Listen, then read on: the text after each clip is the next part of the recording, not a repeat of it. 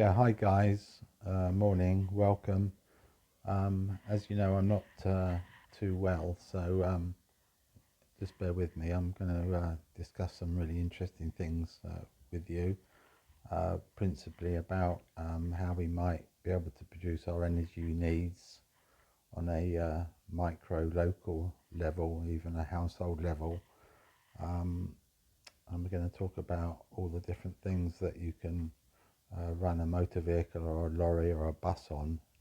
And I'm not just talking about things we know about like diesel, petrol, and things like that, but that we can actually run a car or a lorry, a truck, a bus on wood, potato peelings, vegetable peelings, cow poo, just about anything that grows. And once we understand existing technology, so these things were done something like 80 years ago and longer, and we're not even doing it today on any great scale. So, and what this will do is once we see what's possible today, we can build on what was known and kept quiet about. Really, we can build on that and start to see how maybe we can run our cars on something even more exotic. I'm not going to say quite what, but understanding the basics, we'll start to expand our imagination and see how vehicles might be run not just on hydrogen but on water, and how the oxygen hydrogen bond energy of water is not necessarily, in my view, what we think it is, and that the amount of energy we need for that process needs proper investigation, and we'll get into the laws of thermodynamics and why and how they apply, and how we might be able to escape from that restriction, if you like. It's a very controversial thing I've said there, but so let's look at a motor vehicle, a truck, a lorry, as big as you like, as small as you like. And we know already, don't we, that we can run them on petrol. We know we can run them on diesel. We know that we can run them on butane gas or propane gas. We know that we can run them on hydrogen. We know that they can be powered electrically. And we know, for example, that they can be run on town gas. Now, all of those gases are really organic in nature, even if they come from a mile down under the seabed. So we can still make, as we go along, as we drive along, we can make the appropriate organic based gas, and we can do that with pretty much anything. It was most commonly done in the Second World War with wood, but you could have used potato peelings, you could have used anything that grows, horsehair, dried dung, and I've proved the principle with old rubber gloves, old rubber hose. If temperatures are high enough, even some plastics. And so, what is a gas, and how do we make it, and where does it come from? Basically, if you take these organic materials, whether it's wood, charcoal, dung, or rubber gloves, and heat them, sooner or later you'll end up with charcoal. But in the process of heating them, you'll give off the energy in the way of volatiles that will heat it. The process will run itself, basically. All you need to supply is the conditions and enough oxygen. Now this is technically called pyrolysis, and we can then get into all sorts of complicated stoichiometric calculations, but we don't need to. And in fact, anybody that's done this will see that some of the limitations of our thermodynamic laws and so-called stoichiometric ratios are left wanting. And I think this is probably best demonstrated by a man that drove across Australia on a car produced only by wood, and he had to pump in lots of water into the gasifier, the burning wood producing gas. And we'll look into why he did that and what the connection to that is with town gas, which was the gas that cars are also run on in the Second World War and before, and how that town gas is or was made. So basically you've got a car and then you have a container, and in that container, let's start off with wood rather than poo or cut grass or something else, and that you set fire to that in a container, preferably insulated, and the heat rises and it gives off volatile hydrocarbons which self-sustains that burning. So when any fire that you see, it's gas burning, it's not really the wood burning, it's you're providing sufficient heat for the wood or the coal to give off a gas, and the flames are gas burning. But even that, electrochemists will tell you is an electrical phenomena. So it's by looking at these known, pretty standard technologies that we will start to see how, by really understanding what's going on, it's an electrical phenomena, and with that in mind, we'll then be able to see how electrical phenomena coupled with water can power our cars. And don't forget that we went to the moon with simply oxygen and hydrogen, and before that I think it was even oxygen and kerosene, but I'll have to stand corrected on that. Certainly a paraffin powered space rocket is a bit out there, isn't it? So you've got this container, and it's got this organic material in it, and the idea is that you suck off the gas rather than burn it like you would do in an open fire in your house or in the garden, and feed it through various filters and stuff, and run it to the car's carburetor.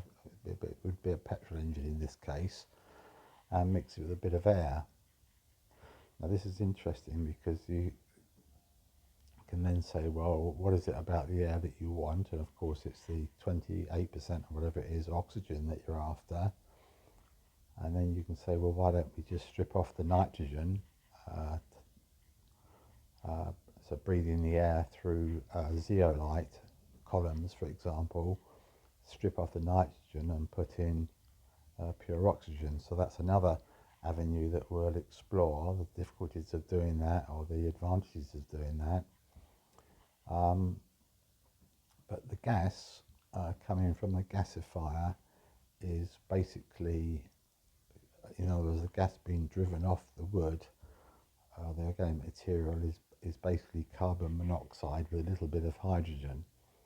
Now it's the hydrogen that we're interested in, not only because of its energy density, but because there's things we can do to encourage hydrogen.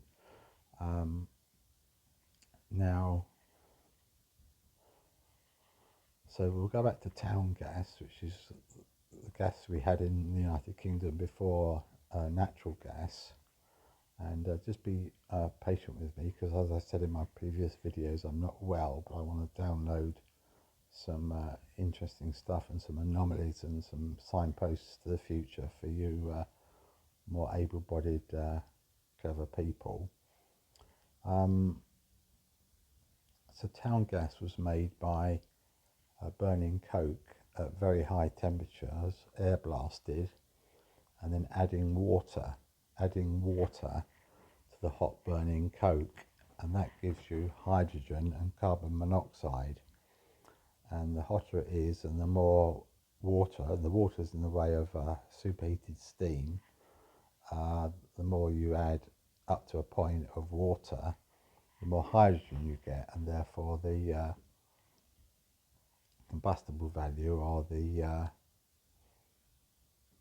energy available in the gas increases. I've forgotten the term for it now, just bear with me.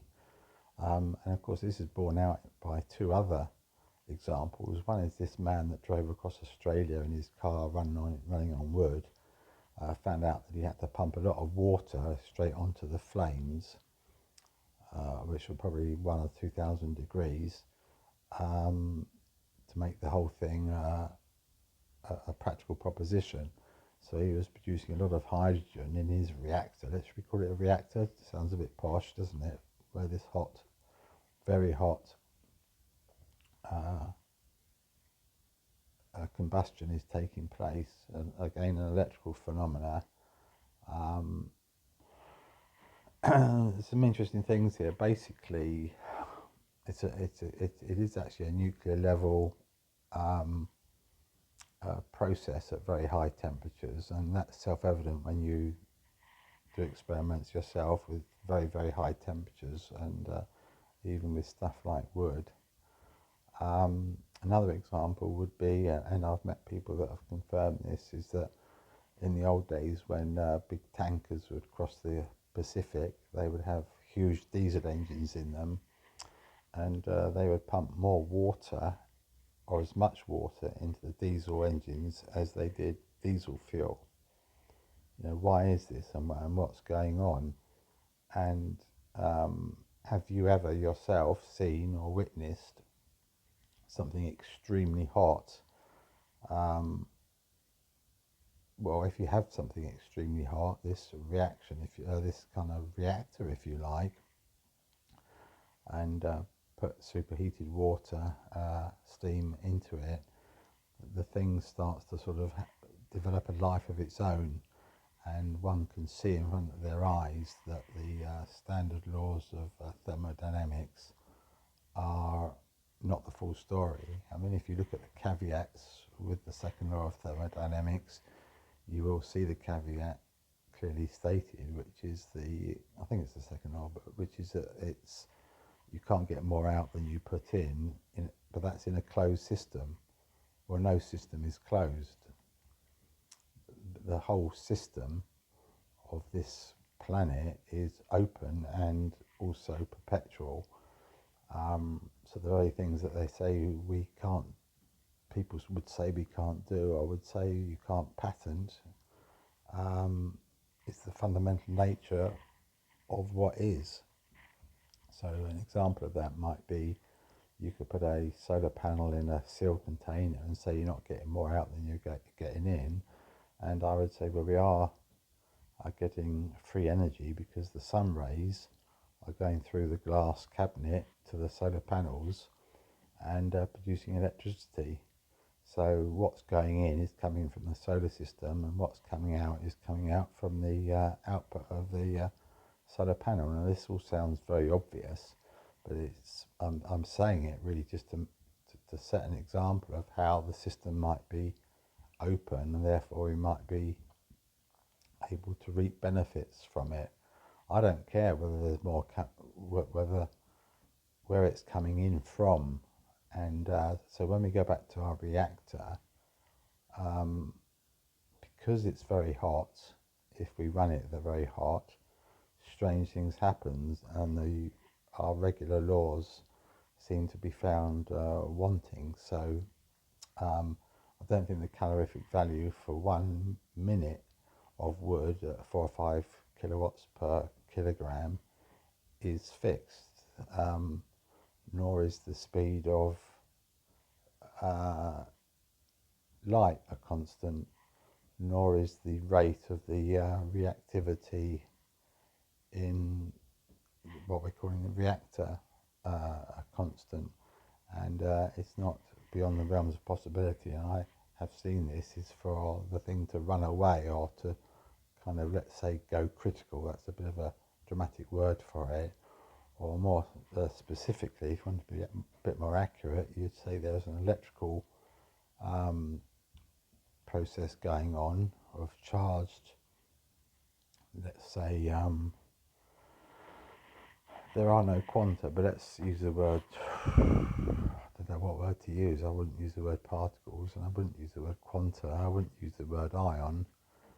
Let's just say that there are charges that are colliding, and when they collide, an avalanche effect is produced.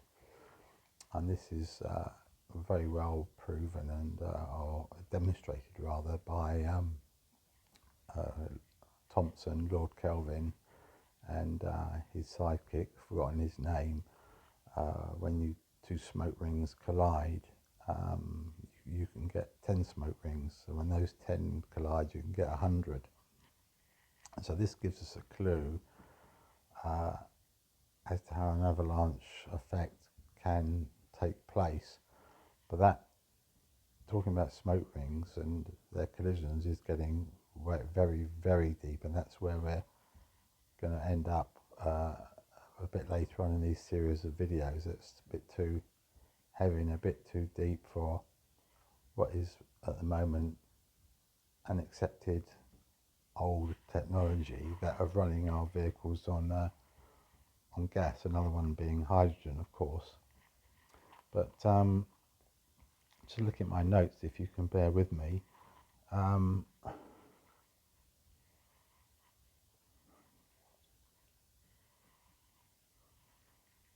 Yeah, so the $1 million question really is the bond energy between hydrogen and water.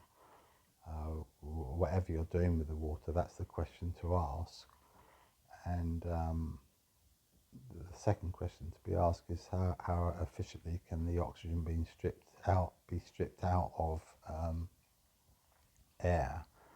Another question might be, well, we know oxygen is an oxidizer, yet no calorific value is assigned to it. Similarly with steel, the perfect wood burner would be a metal burner, whereby your but metal is, steel at the moment is about 70-80 pounds a ton, and if you heated the corner of a big block of steel up to white heat and then fed oxygen on it, and only oxygen, the thing would burn.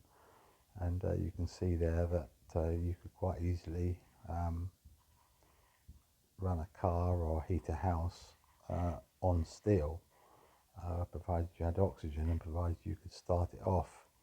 So I'm just really giving you an idea of how crazy I think, and what crazy things might be possible. And we know they're possible because they cut up super tankers with just oxygen. They use a bit of acetylene or propane or special gases to get the metal where they started white hot.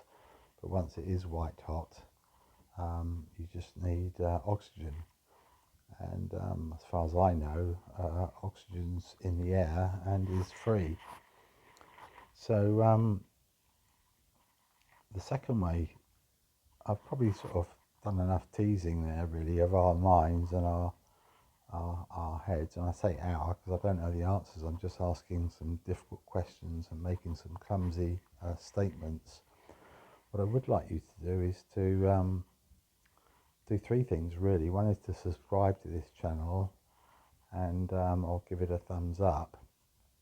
And if you're inclined, give me a comment and try and guide me and steer me to talk about the things that most interest you or you want to know.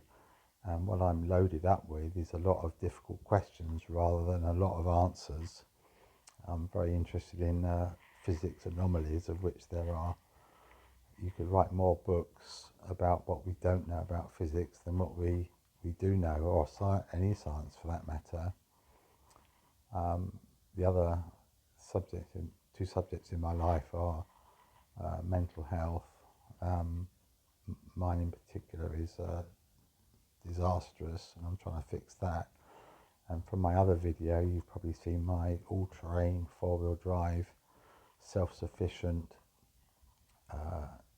60-year-old Green Goddess fire engine, which has been turned into a motorhome with a log burner and a lot of alternative energy paraphernalia in it, which I'll go into in a separate video. But you know, I live free there, just a little bit of insurance and a little bit of food, and that's all I have to have. So that's a fascinating topic to talk about.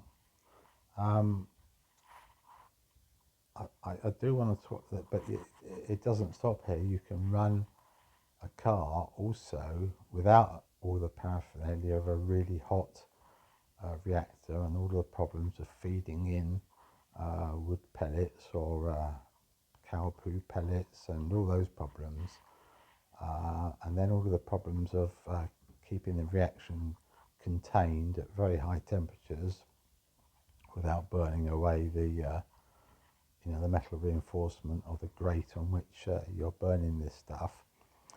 Well, two things I didn't mention. One is that when you suck the gas off, you suck it off through the hot coals so that the gas is thermally cracked, if you like, and in fact you even crack it, the moisture in the gas, you crack into hydrogen. And if anybody having difficulty understanding the basic principles here, if you were to get a lawnmower or a petrol engine and put a pipe on the carburetor and one going to the air, two pipes really, one going to air with a butterfly valve to control the air, and you stuck the other end of the tube into a bonfire, the middle of a red hot bonfire, you could run, and can run, and I've seen it done, you can run an engine off a bonfire. In fact, at a future date we'll have to talk about how you can freeze water and run a freezer off a bonfire.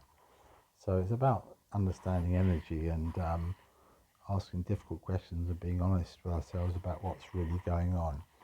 And so another video, if you are interested, would be how you can make gas much more directly.